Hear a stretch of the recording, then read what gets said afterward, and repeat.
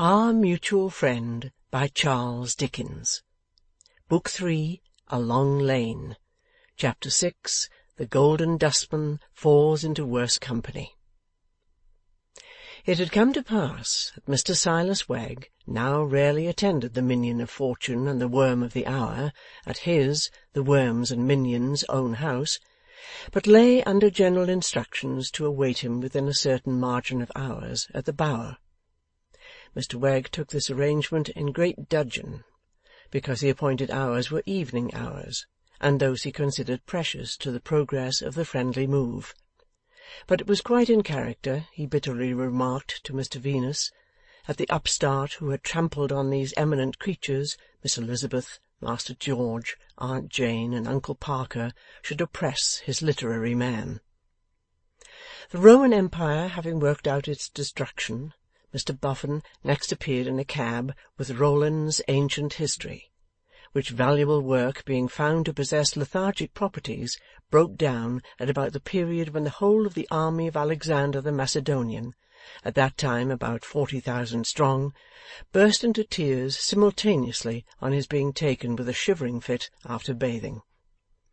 The wars of the Jews likewise languishing under Mr Wegg's generalship, Mr Boffin arrived in another cab with Plutarch, whose lives he found in the sequel extremely entertaining, though he hoped Plutarch might not expect him to believe them all. What to believe, in the course of his reading, was Mr Boffin's chief literary difficulty indeed. For some time he was divided in his mind between half, all, or none. At length, when he decided, as a moderate man, to compound with half, the question still remained, which half? And that stumbling block he never got over. One evening, when Silas Wegg had grown accustomed to the arrival of his patron in a cab, accompanied by some profane historian charged with unutterable names of incomprehensible peoples, of impossible descent, waging wars any number of years, and syllables long, and carrying illimitable hosts and riches about, with the greatest ease, beyond the confines of geography, one evening the usual time passed by, and no patron appeared. After half an hour's grace, Mr Wegg proceeded to the outer gate, and there executed a whistle, conveying to Mr Venus, if perchance within hearing, the tidings of his being at home and disengaged. Forth from the shelter of a neighbouring wall, Mr Venus then emerged. 'Brother in arms,' said Mr Wegg in excellent spirits, 'welcome.' In return, Mr Venus gave him a rather dry good evening. 'Walk in, brother,' said Silas, clapping him on the shoulder, 'and take a seat in my chimney corner, for what says the ballad? No malice to dread, sir, and no falsehood to fear, but choose to delight me, Mr Venus, and I forgot what to cheer. Lee toddle de om dee, and something to guide my ain fireside, sir, my ain fireside.' With this quotation, depending for its neatness rather on the spirit than the words, Mr Wegg conducted his guest to his hearth. 'And you come, brother,' said Mr Wegg in a hospitable glow, 'you come like I don't know what. Exactly like it. I shouldn't know you from it, shedding a halo all around you.' 'What kind of a halo?' asked Mr Venus. 'Hope, sir,' replied Silas. 'That's your halo.' Mr Venus appeared doubtful on the point, and looked rather discontentedly at the fire. 'We'll devote the evening, brother,' exclaimed Wegg, 'to prosecute our friendly move, and arterwards, crushing a flowing wine cup, which I allude to brewing rum and water, we'll pledge one another, for what says the poet, and you needn't, Mr Venus, be your black bottle, for surely I'll be mine, I will take a glass with a slice of lemon in it to which you're partial, for auld lang syne.' This flow of quotation and hospitality in Wegg indicated his observation of some little querulousness on the part of Venus. 'Why, as to the friendly move,' observed the last named gentleman, rubbing his knees peevishly, 'one of my objections to it is, that it don't move.' 'Rome, brother,' returned Wegg, 'a city which, it may not be generally known, originated in twins, and a wolf, and ended in imperial marble. Wasn't built in a day.' 'Did I say it was?' asked Venus. 'No, you did not, brother. Well inquired.' 'But I do say,' proceeded Venus, 'that I am taken from among my trophies of anatomy, and called upon to exchange my human warious for mere coal ashes warious, and nothing comes of it. I think I must give up.' 'No, sir,' remonstrated Wegg enthusiastically. 'No, sir. Charge, Chester, charge! On, Mr Venus, on! Never say die, sir. A man of your mark.' 'It's not so much saying it that I object to,' returned Mr Venus, 'as doing it. And having got to do it, whether or no, I can't afford to waste my time on groping for nothing in cinders. But think how little time you have given to the move, sir, after all,' urged Wegg. 'Add the evenings so occupied together, and what do they come to? And you, sir, harmonizer with myself in opinions, views, and feelings. You with the patience to fit together on wires the whole framework of society. I allude to the human skeleton. You to give in so soon.' 'I don't like it,' returned Mr Venus moodily, as he put his head between his knees and stuck up his dusty hair. 'And there's no encouragement to go on.' 'Not them mounds without,' said Mr Wegg, extending his right hand with an air of solemn reasoning. 'Encouragement? Not them mounds now looking down upon us?' 'They're too big,' grumbled Venus. 'What's a scratch here, and a scrape there, a poke in this place, and a dig in the other to them? Besides, what have we found?' 'What have we found?' cried Wegg, delighted to be able to acquiesce. 'Ah! There I grant you, comrade. Nothing. On the contrary, comrade, what may we find? There you'll grant me anything.' 'I don't like it,' pettishly returned Venus as before. 'I came into it without enough consideration. Besides, again, isn't your own Mr Boffin well acquainted with the mounds? And wasn't he well acquainted with the deceased and his ways? And has he ever showed any expectation of finding anything?' At that moment wheels were heard. 'Now, I should be loath,' said Mr Wegg with an air of patient injury, 'to think so ill of him as to suppose him capable of coming at this time of night. And yet it sounds like him.' A ring at the yard bell. 'It is him,' said Mr Wegg, 'and he is capable of it. I am sorry, because I could have wished to keep up a little lingering fragment of respect for him.' Here Mr Boffin was heard lustily calling at the yard gate, 'Halloa, Wegg! Halloa!' 'Keep your seat, Mr Venus,' said Wegg. 'He may not stop,' and then called out, 'Halloa, sir, halloa! I'm with you directly, sir. Half a minute, Mr Boffin. Come in, sir, as fast as my leg will bring me,' and so, with a show of much cheerful alacrity, stumped out to the gate with a light, and there, through the window of a cab, descried Mr Boffin inside, blocked up with books. 'Here, lend a hand, Wegg,' said Mr Boffin excitedly. 'I can't get out till the way's cleared for me. This is the Annual Register, Wegg, in a cab full of volumes. Do you know him?' 'Know the Animal Register, sir?' returned the impostor, who had caught the name imperfectly.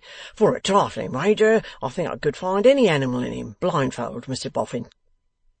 'And here's Kirby's Wonderful Museum,' said Mr Boffin, 'and Caulfield's Characters, and Wilson's. Such characters, Wegg, such characters! I must have one or two of the best of 'em to-night. It's amazing what places they used to put the guineas in, wrapped up in rags. Catch hold of that pile of volumes, Wegg, or it'll bulge out and burst into the mud. Is there any one about to help?' 'There's a friend of mine, sir, that had the intention of spending the evening with me when I gave you up, much against my will, for the night.' 'Call him out!' cried Mr Boffin in a bustle. 'Get him to bear a hand. Don't drop that one under your arm. It's Dancer. Him and his sister made pies of a dead sheep they found when they were out walking. Where's your friend? Oh, here's your friend. Would you be so good as to help Wegg and myself with these books?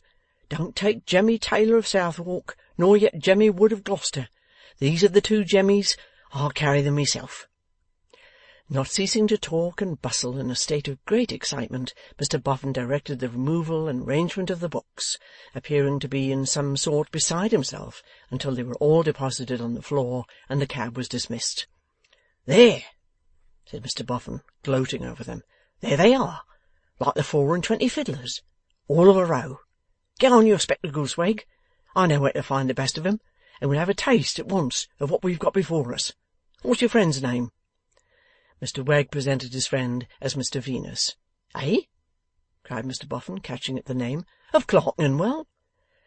'Of Clerkenwell, sir,' said Mr Venus. 'Why, I've heard of you!' cried Mr Boffin. 'I heard of you in the old man's time. You knew him. Did you ever buy anything of him?' With piercing eagerness. 'No, sir,' returned Venus. 'But he showed you things, didn't he?' Mr Venus, with a glance at his friend, replied in the affirmative. 'What did he show you?' asked Mr Boffin, putting his hands behind him, and eagerly advancing his head. 'Did he show you boxes, little cabinets, pocket books, parcels, anything locked or sealed, anything tied up?' Mr Venus shook his head. 'Are you a judge of china?' Mr Venus again shook his head. 'Because, if he'd ever showed you a teapot, I should be glad to know of it,' said Mr Boffin, and then, with his right hand at his lips, repeated thoughtfully, 'A teapot, a teapot,' and glanced over the books on the floor, as if he knew there was something interesting connected with a teapot somewhere among them. Mr Wegg and Mr Venus looked at one another wonderingly, and Mr Wegg, in fitting on his spectacles, opened his eyes wide over their rims, and tapped the side of his nose, as an admonition to Venus to keep himself generally wide awake. 'A teapot,' repeated Mr Boffin, continuing to muse and survey the books. 'A teapot, a teapot. Are you ready, Wegg?' 'I am at your service, sir,' replied that gentleman, taking his usual seat on the usual settle, and poking his wooden leg under the table before it. 'Mr Venus, would you make yourself useful, and take a seat beside me, sir, for the conveniency of snuffing the candles?' Venus complying with the invitation while it was yet being given, Silas pegged at him with his wooden leg, to call his particular attention to Mr Boffin standing musing before the fire in the space between the two settles. 'Coughed Mr Wegg, to attract his employer's attention. 'Would you wish to commence with an animal, sir, from the register?' 'No,' said Mr Boffin. 'No, Wegg.' With that, producing a little book from his breast pocket, he handed it with great care to the literary gentleman, and inquired, 'What do you call that, Wegg?'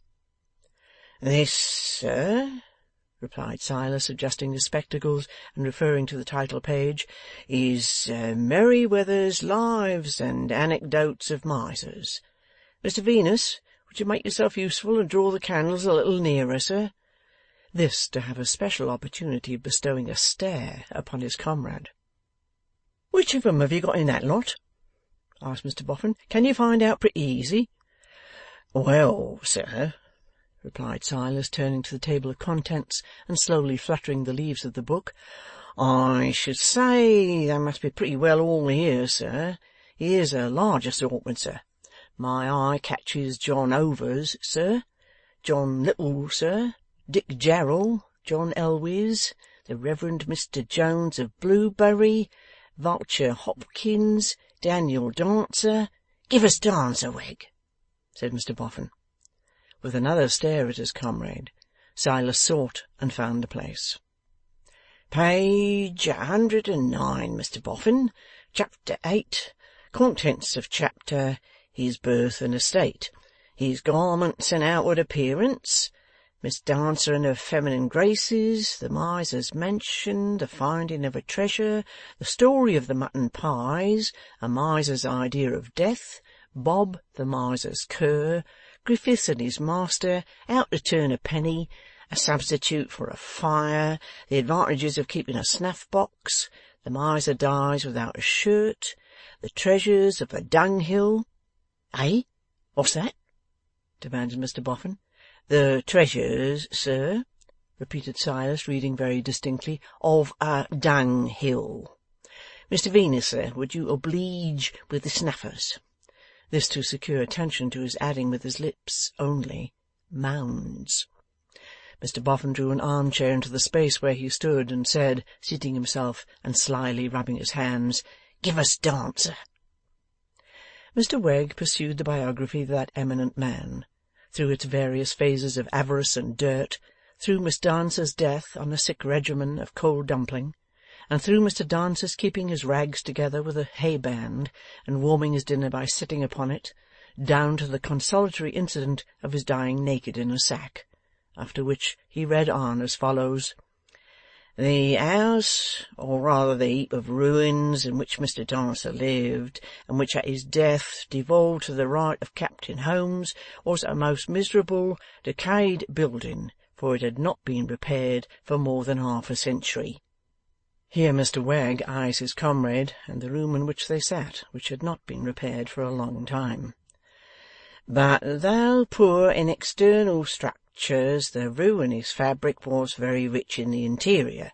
It took many weeks to explore its whole contents, and Captain Holmes found it a very agreeable task to dive into the miser's secret hoards.' Here Mr Wegg repeated 'secret hoards,' and pegged his comrade again. 'One of Mr Dancer's richest escritoires was found to be a dung-heap in the cow-house. A sum but little short of £2,500 was contained in this rich piece of manure, and in an old jacket, carefully tied and strongly nailed down to the manger, in banknotes and gold, were found £500 more.'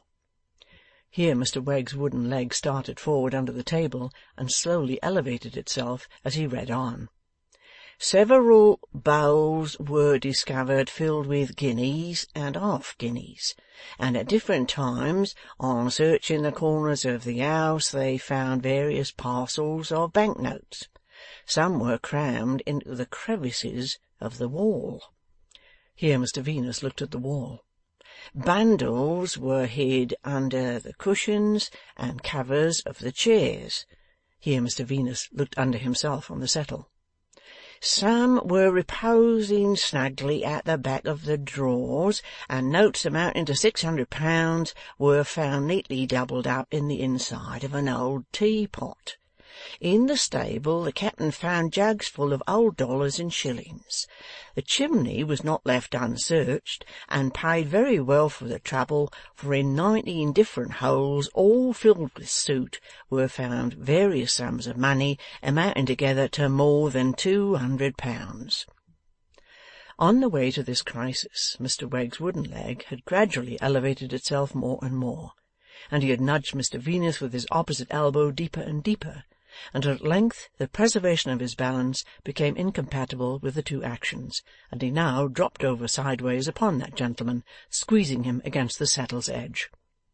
Nor did either of the two, for some seconds, make any effort to recover himself, both remaining in a kind of pecuniary swoon. But the sight of Mr Boffin sitting in the armchair hugging himself, with his eyes upon the fire, acted as a restorative. Counterfeiting a sneeze to cover their movements, Mr Wegg, with a spasmodic "Tissue," pulled himself and Mr Venus up in a masterly manner. 'Let's have some more,' said Mr Boffin hungrily. 'John Elwes is the next, sir. Is it your pleasure to take John Elwes?' 'Ah!' said Mr Boffin. 'Let's hear what John did.' He did not appear to have hidden anything, so went off rather flatly. But an exemplary lady named Wilcox, who had stowed away gold and silver in a pickle pot, in a clock case, a canister full of treasure in a hole under her stairs, and a quantity of money in an old rat trap, revived the interest. To her succeeded another lady, claiming to be a pauper, whose wealth was found wrapped up in little scraps of paper and old rag. To her another lady, applewoman by trade, who had saved a fortune of £10,000 and hidden it, here and there, in cracks and corners, behind bricks and under the flooring. To her, a French gentleman who had crammed up his chimney rather to the detriment of its drawing powers, a leather valise containing 20,000 francs, gold coins, and a large quantity of precious stones, as discovered by a chimney sweep after his death. By these steps Mr Wegg arrived at a concluding instance of the human magpie. Many years ago there lived at Cambridge a miserly old couple of the name of Jardine. They had 2 sons. The father was a perfect miser, and at his death 1,000 guineas were discovered secreted in his bed. The 2 sons grew up as parsimonious as their sire. When about 20 years of age, they commenced business at Cambridge as drapers, and they continued there until their death. The establishment of the Messrs Jardine was the most dirty of all the shops in Cambridge. Customers seldom went in to purchase, except perhaps out of curiosity. The brothers were most disreputable looking beings, for although surrounded with gay apparel as their staple in trade, they wore the most filthy rags themselves. It is said that they had no bed, and, to save the expense of one, always slept on a bundle of packing clothes under the counter. In their housekeeping they were penurious in the extreme. A joint of meat did not grace their board for 20 years, yet when the first of the brothers died, the other, much to his surprise, found large sums of money which had been secreted even from him. "There!" cried Mr Boffin. "Even from him, you see. There was only 2 of 'em, and yet one of 'em hid from the other." Mr Venus, who since his introduction to the French gentleman had been stooping to peer up the chimney, had his attention recalled by the last sentence, and took the liberty of repeating it. "Do you like it?" asked Mr Boffin, turning suddenly. "I beg your pardon, sir?" "Do you like what Wegg's been a-reading?" Mr Venus answered that he found it extremely interesting. "Then come again," said Mr Boffin, "and hear some more. Come when you like. Come the day after tomorrow, half an hour sooner. There's plenty more. There's no end to it." Mr Venus expressed his acknowledgments and accepted the invitation. "It's wonderful what's been hid at one time and another," said Mr Boffin, ruminating. "Truly wonderful." "Meaning, sir?" observed Wegg, with a propitiatory face to draw him out, and with another peg at his friend and brother. "In the way of money?" "Money?" said Mr Boffin. "Ah! And papers." Mr Wegg, in a languid transport, again dropped over on Mr Venus, and again recovering himself, masked his emotions with a sneeze. "Did you say papers too, sir? Been hidden, sir?" "Hidden and forgot," said Mr Boffin. "Why, the bookseller that sold me the wonderful museum—" "Where's the wonderful museum?" He was on his knees on the floor in a moment, groping eagerly among the books. "Can I assist you, sir?" asked Wegg. "No, I've got it. Here it is." Mr Boffin dusting it with the sleeve of his coat. "Volume 4. I know it was the 4th volume that the bookseller read it to me out of. Look for it, Wegg." Silas took the book and turned the leaves. "Remarkable petrifaction, sir." "No, that's not it," said Mr Boffin. "It can't have been a petrifaction." "Memoirs of General John Reed, commonly called the Walking Rushlight, sir, with portrait." "No, nor yet him," said Mr Boffin. "Remarkable case of a person who swallowed a crown piece, sir." "Died it?" asked Mr Boffin. "Why, no, sir," replied Wegg, consulting the text. "It appears to have been done by accident." "Oh, this next must be it. Singular discovery of a will lost 21 years. "That's it," cried Mr Boffin. "Read that." "A most extraordinary case," read Silas Wegg aloud, "was tried at the last Maryborough Assizes in Ireland. It was briefly this. Robert Baldwin, in March 1782, made his will in which he devised the lands now in question to the children of his youngest son, soon after which his faculties failed him and he became altogether childish and died, above 80 years old. The defendant, the eldest son, immediately afterwards gave out that his father had destroyed the will, and no will being found, he entered into possession of the lands in question, and so matters remained for 21 years, the whole family during all that time believing that the father had died without a will. But after 21 years the defendant's wife died, and he very soon afterwards, at the age of 78, married a very young woman, which caused some anxiety to his 2 sons, whose poignant expressions of this feeling so exasperated their father that he in his resentment executed a will to disinherit his eldest son, and in his fit of anger showed it to his 2nd son, who instantly determined to get at it and destroy it, in order to preserve the property to his brother. With this view he broke open his father's desk, where he found, not his father's will which he sought after, but the will of his grandfather, which was then altogether forgotten in the family. "There," said Mr Boffin. "See what men put away, and forget, or mean to destroy, and don't." He then added in a slow tone, "Astonishing!" And as he rolled his eyes all round the room, Wegg and Venus likewise rolled their eyes all round the room, and then Wegg singly fixed his eyes on Mr Boffin, looking at the fire again, as if he had a mind to spring upon him and demand his thoughts or his life. "However, time's up for to-night," said Mr Boffin, waving his hand after a silence. "More the day after to-morrow. Range the books upon the shelves, Wegg. I dare say Mr Venus will be so kind as to help you." While speaking, he thrust his hand into the breast of his outer coat, and struggled with some object there that was too large to be got out easily. What was the stupefaction of the friendly movers when this object at last emerging proved to be a much dilapidated dark lantern!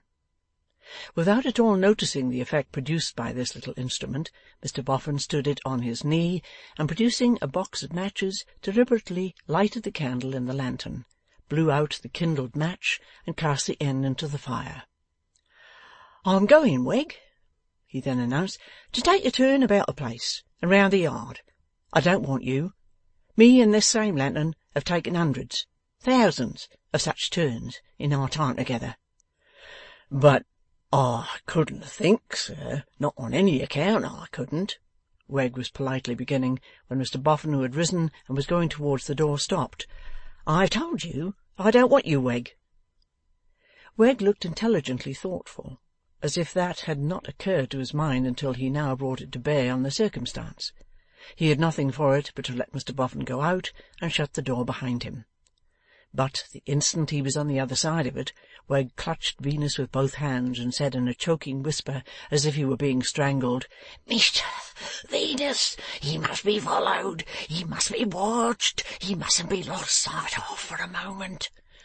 "Why mustn't he?" asked Venus, also strangling. "Comrade, you might have noticed I was a little elewated in spirits when you come in tonight. I found something." "What have you found?" asked Venus, clutching him with both hands, so that they stood interlocked like a couple of preposterous gladiators. "There's no time to tell you now. I think he must have gone to look for it. We must have an eye upon him instantly." Releasing each other, they crept to the door, opened it softly, and peeped out.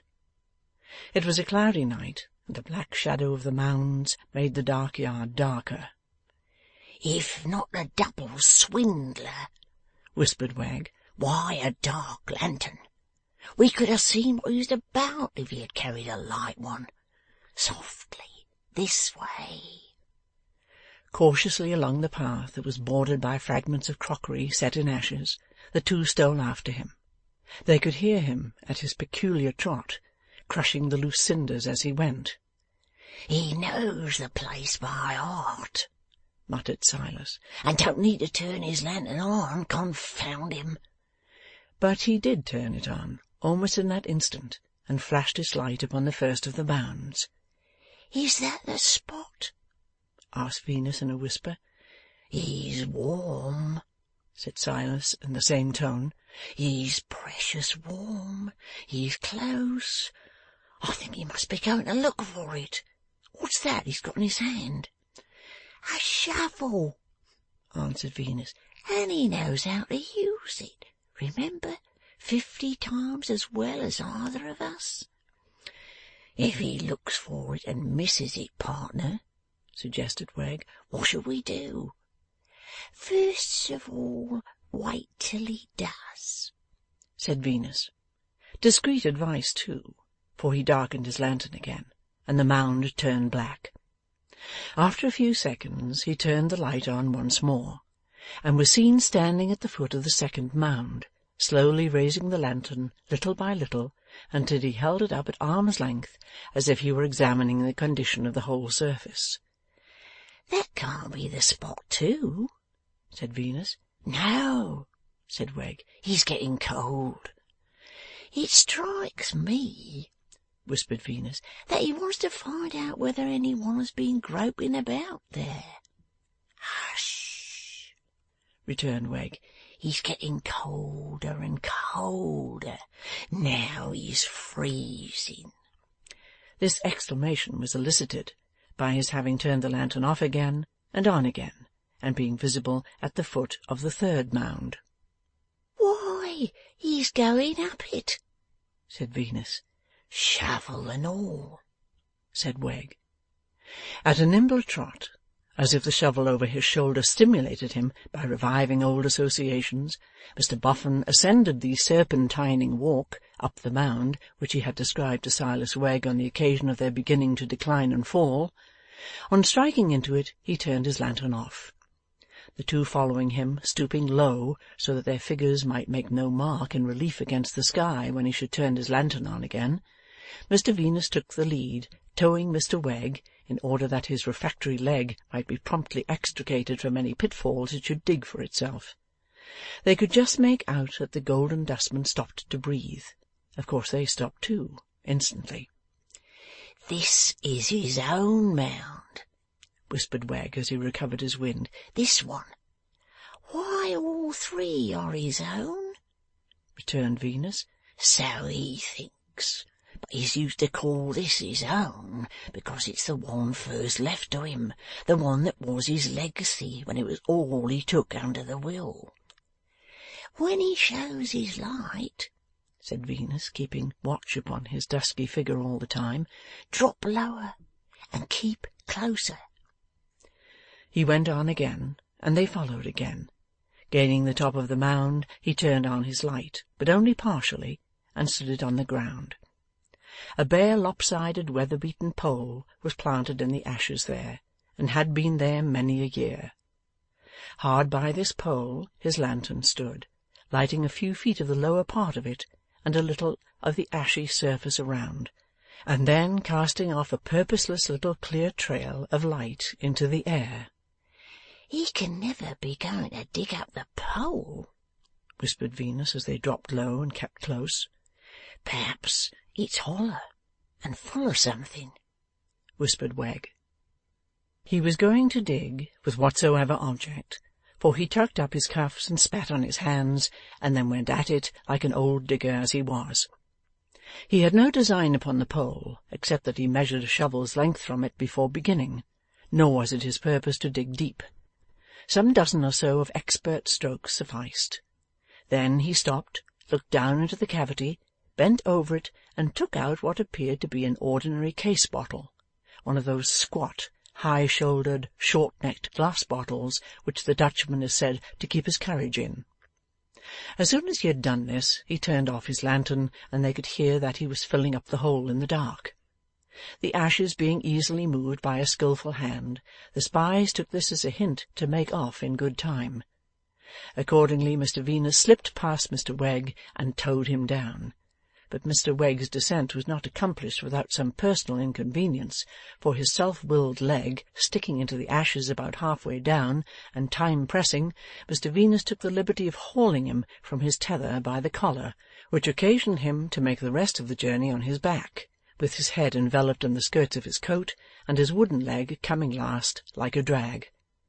So flustered was Mr Wegg by this mode of travelling, that when he was set on the level ground with his intellectual developments uppermost, he was quite unconscious of his bearings, and had not the least idea where his place of residence was to be found, until Mr Venus shoved him into it.